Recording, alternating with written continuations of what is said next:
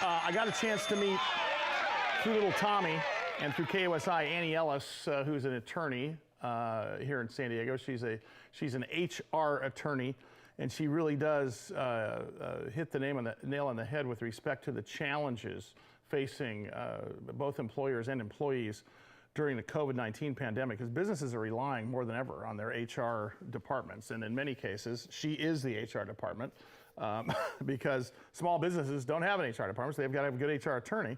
And they're relying on her and people like her to support their employees through the use of different processes during these turbulent times. Look, we've got a completely different set of rules with respect to working right now. And some of that presents mental, physical, and financial complications. Some of it presents trust issues with companies versus employees. And overall, I think the biggest piece of this is communication.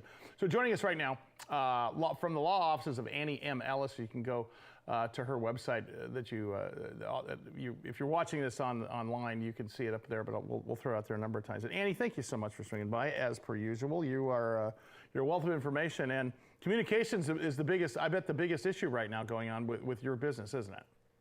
Communication, transparency, clarity, those types of things are really key right now, especially when you're dealing with a remote workforce or employees that haven't been or set foot in their work site in weeks or months. Hey, Annie, I've got a question for you. I think Mayor Kevin Faulconer's done a fantastic job. I think Jim Desmond, Kristen Gaspar in particular in the County Supervisor's Office have done a fantastic job of moving the economy forward in a safe manner. I mean, look, we have 20 of the 22 hospitals in town that supported that letter to open up our economy way back when.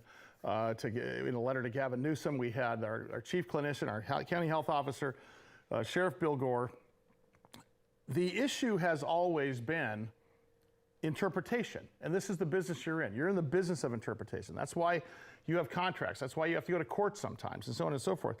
Don't you find it interesting that let's just use the category of restaurants, for example, are interpreting the rules differently? And I would argue for an HR professional, that's got to pose a challenge. Well, it poses a challenge, but it also keeps me pretty busy. Yeah, for sure. It's good for your business, that's for sure. Yeah, so one of the issues is source of information. I was actually talking to a colleague last night out at dinner who does the same thing I do, and we were voicing the same frustration, which is you've got federal, you've got state, and you've got local. And at each level, you've got multiple agencies and multiple sources of information, and they don't reconcile with each other often. So you've got the federal government saying, here's your restaurant industry guidance, which is one thing. Then you've got California saying, here's another. And then you've got San Diego or whatever county you're in saying, here's a third thing. And in order to find a solution that meets all three, sometimes it's trying to put a square peg into a round hole. Sure. I think a piece of this thing too is in terms of people's capacity to handle this pandemic. I mean, some of us are hiding in a bunker and don't want to go outside. Other of us don't even believe it exists. I mean, they call it a plandemic. And I think, business owners have different opinions, just like the people that work at them. And I think that's got to be the challenging part, because not only are you trying to keep your employees safe. I mean, I can even tell you here at Loft 100 Studios, our primary goal is to keep everybody safe, especially when there's visitors that are coming in, because you turn to a family when you're working so close every day. You're kind of feeling like you're okay. But when you've got visitors coming in, AKA customers, then you got to be a little more careful. I guess the balance is that do you keep your customers the same safe as you keep your workers, or is there two different standards? Because let's take gyms, for example. They've lifted their game amazingly to protect their clients. I would argue that many businesses don't have their employees as safe as customers of a gym, like F45, for example. Yeah, I agree. So if you're one of those businesses where you do have to deal with third parties, and not every business does, but you hit the nail on the head with gyms, salons, restaurants, yeah. They're really facing, twofold issue, which is how to deal with the third parties, how to deal with the employees, and there's different rules and there's different claims that are available for each. And it's incredibly frustrating. And what happens is if you get a business that's taking care of their third parties more than they are their employees.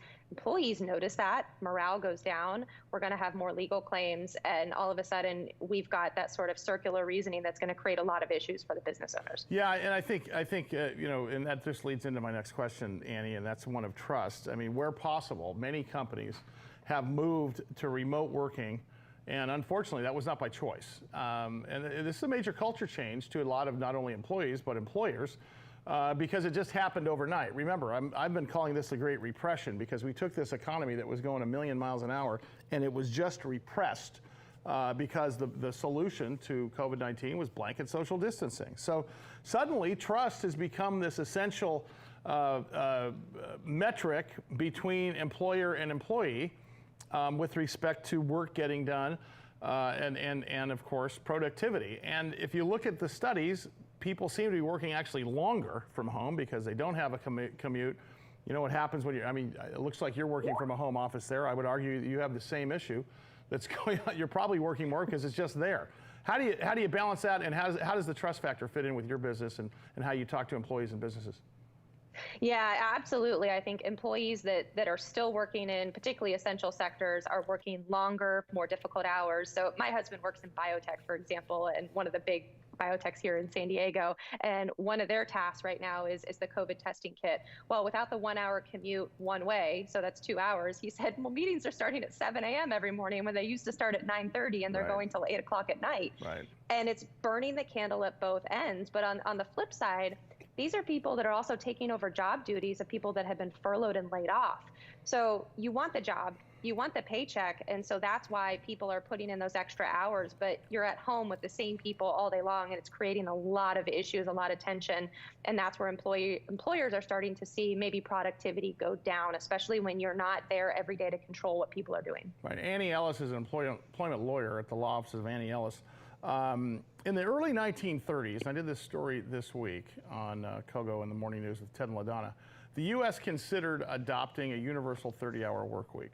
And Congress killed the bill, and along with it, your dreams of having margaritas every Friday morning, because you have to go to work.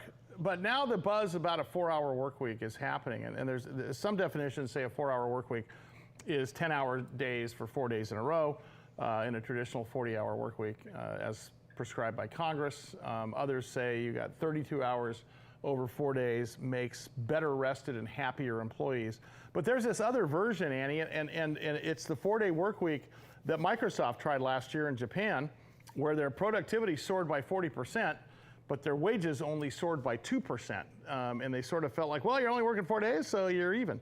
Is there any recourse on the horizon with respect to lawsuits, in your opinion, about people that are adopting a 4-hour work week, yet not giving bonus pay or even more time off for better productivity? Is that a leg to stand on as an employee or not? Well, the biggest issue it's called a 410, so 4 10-hour work days. The biggest issue with a 410 is that's not legal in California unless you ask for permission from the state and get it registered. And it's a long process to do that. You have to have everyone sign off on it. And of course, I'm talking about hourly employees, of course. Salary would be different. But here's a more practical perspective. Okay, let's say we do go to the 410. There is always going to be a set of people. It's our American mentality, which is work hard, do more, that say, you know what, I'm going to go ahead and work on Friday. I'm going to go ahead and work on Saturday, Sunday. So then all of a sudden you're going to have that divide of people that want to stick to the 410, which is what they've been told to do, and then the people that just are the workhorses and want to put in more hours. Yeah.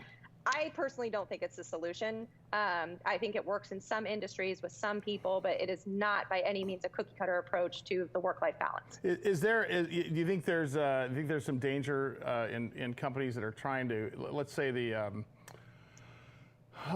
intention is good. We want to give you guys more time off here and there, but then as a result of that, people are working longer. They can get some hot water, especially if they're dealing with hourly employees, not salaried employees, correct? Right. Yeah. Unfortunately for business owners in California, hourly employees are sort of the Achilles heel. I mean, there's a wage and hour issue every time you breathe. And and that's really tough. I was literally just talking to an employment lawyer in Texas and trying to explain the differences between Texas law, where I think you could do almost anything you want to your employees, and then out here in California where, oh, wait, I just had 5 violations just by talking. Yeah. And so it's tough. And there's no good solutions for a really tough, stringent wage and hour framework to the type of flexibility that I think people want right now in light of COVID. And so we need legislator help. The California legislator has got to make some changes, and that is very unlikely to happen. Yeah, exactly. Annie, thank you so much. Once again, would you give your website out for us so people can find you? AnnieEllisLaw.com. Pretty simple. And of course, business-friendly solutions for employment law needs. Annie Ellis, of course, an HR attorney and part of San Diego Super Lawyers, but Law Office of Annie Ellis. By the way, Annie is not a sponsor of this program. I have her on the air just like I have all of our guests, just because I trust her wisdom and what she does. But this is a really important time. So if you're a business owner or you're an employee, you know, it's time to pay attention to this stuff. All right, coming up, speaking of the other smart person in my life on San Diego Business Weekend is Christine Augustin with UBS Financial, RKG Wealth Management. Smartest person I know in money. He's going to be joining us just a second here to answer your questions. By the way, you can watch this show. I know you're listening to it on the radio right now and around Southern California, but if you go to KOGO.com, keyword Sully, right after the show's over, you can watch us. We tape it for television. More coming up. News Radio 600 KOGO.